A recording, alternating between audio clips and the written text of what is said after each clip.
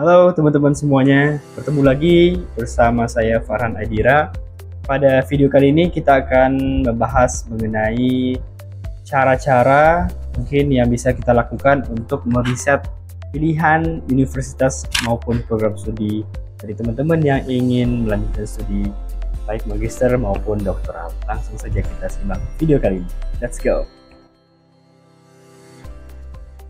Pada beasiswa LPDP itu ada dua jalur seleksi. Jadi pertama, teman-teman bisa menggunakan yang namanya LOA atau Letter of Acceptance seperti ini. Nah, surat ini sebenarnya adalah surat pernyataan yang menyatakan bahwa teman-teman sudah diterima secara menyeluruh tanpa ada persyaratan apapun di suatu program studi di universitas tertentu. Nah, jalur kedua yang bisa teman-teman juga pakai adalah jalur non-LOA atau ketika teman-teman belum mendapatkan kampus tujuan teman-teman. Nah, perbedaannya adalah ketika teman-teman di seleksi administrasi, jadi ketika teman-teman menggunakan jalur LOA, maka teman-teman bisa mengupload LOA yang telah didapatkan dan otomatis akan menjadi satu pilihan saja, yakni pilihan yang tertera pada LOA tersebut. Sedangkan pada jalur non-LOA, ketika teman-teman belum mendapatkan LOA atau surat pernyataan diterima di universitas tertentu, maka teman-teman bisa memilih 3 pilihan jurusan dari universitas di seluruh dunia. Selain dari perbedaan mengupload LOA dan non-LOA, itu teman-teman juga memiliki perbedaan pada tahap tes bakat skolastik. Jadi ketika teman-teman mengikuti jalur LOA, teman-teman tidak perlu mengikuti tes bakat skolastik atau tes potensi akademik. Jadi tahapannya adalah dari tahap seleksi administrasi, teman-teman bisa langsung lanjut ke seleksi substansi atau seleksi wawancara. Untuk mendapatkan keuntungan tersebut, tentunya teman-teman harus berusaha untuk mendapatkan LOA dari kampus atau program studi yang teman-teman inginkan. Pada video kali ini kita akan bahas bagaimana cara yang efektif untuk bisa mencari program studi di universitas di seluruh dunia. Sekarang saya akan menunjukkan beberapa cara atau tips dan triks bagi teman-teman yang ingin melakukan riset, memilih program studi atau universitas yang sesuai atau cocok bagi pilihan teman-teman. Situs pertama yang mungkin bisa menjadi pilihan teman-teman untuk mensortir pilihan program studi. Situs tersebut bisa diketik topuniversity.com. Di Top Universities teman-teman bisa lihat di sini. Nah, di website ini teman-teman bisa langsung ketik saja program studi atau ranking atau universitas sesuai dengan prioritas yang teman-teman inginkan. Misalkan saya ingin memilih universitas atau program studi bioteknologi, maka tinggal kita lihat saja di sini ada BTech. BTech maksudnya adalah bachelor, namun kita ingin melihat di program studi untuk magister. Nah, di sini sudah ada beberapa pilihannya, teman-teman bisa langsung cari saja di sini. Ada yang 1 tahun di Monash, ada yang di Meksiko, ada yang di seluruh dunia. Pokoknya teman-teman tinggal pilih saja pilihan master atau jurusan yang ingin teman-teman ikuti. Di sini ada pilihannya sangat banyak sekali, terbuka bagi teman-teman. Jadi tinggal dipilih saja. Misalnya kita pilihnya kita pilih di bagian ini misalnya, kita pilih saja bebas.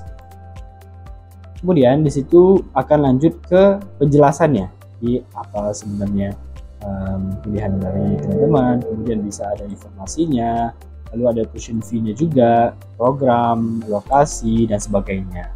Kemudian ketika teman-teman sudah mendapatkan satu nama seperti ini, jadi nama universitas maupun nama jurusannya, teman-teman bisa langsung cari di Google. Jadi tinggal dicari saja di Google pilihannya seperti itu. Nah, otomatis di sini ada website yang menyatakan semua informasi yang berisikan tentang program studi tersebut.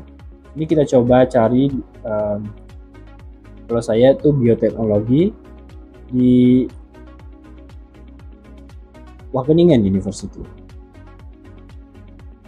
Nah, di sini. Jadi pada paling atas di sini kita bisa lihat Masters of Biotechnology di Wageningen University. Di sini lengkap apa saja definisi dari program studinya, kemudian programnya tentang apa, spesialisasi yang di-provide pada program studi ini ada apa saja, kemudian application dan admissionnya juga tertera di sini, lalu ada experience dan sebagainya.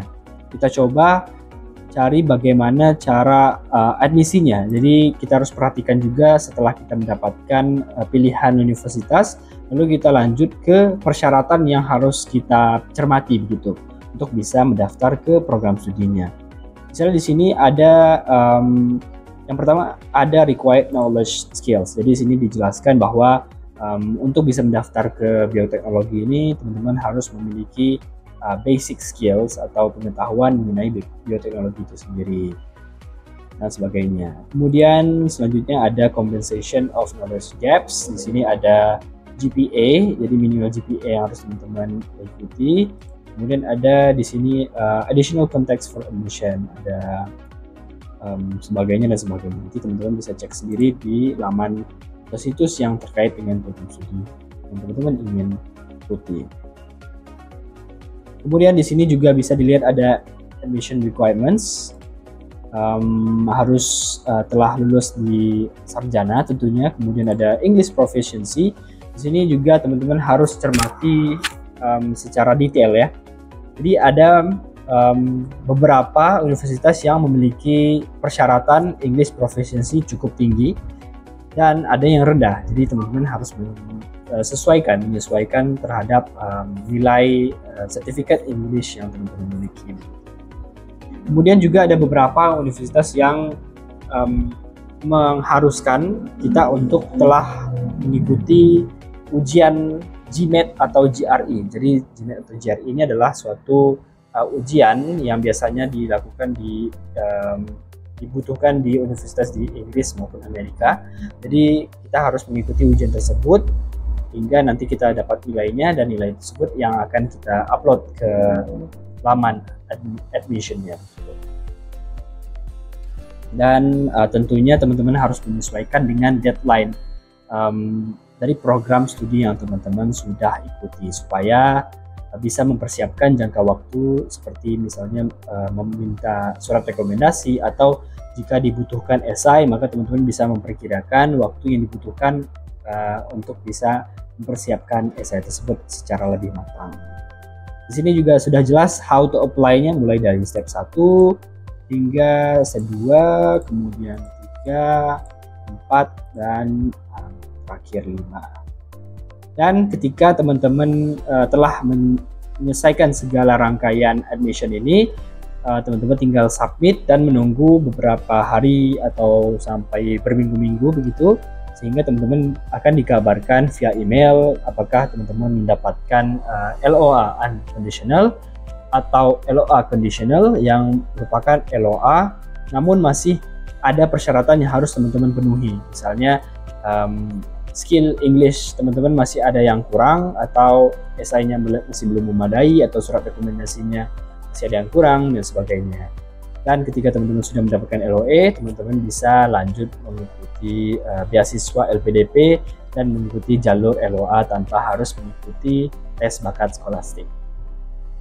Baik, mungkin sekian saja video kali ini. Semoga bermanfaat dan memberikan sedikit pencerahan bagi teman-teman yang merasa masih bingung cara bagaimana kita bisa mendapatkan universitas yang cocok dengan kurikulum dan sebagainya. Dan saya ingin mengucapkan good luck bagi teman-teman yang ingin melanjutkan studi baik di dalam negeri maupun di luar negeri. Sampai jumpa di video selanjutnya. Assalamualaikum warahmatullahi wabarakatuh.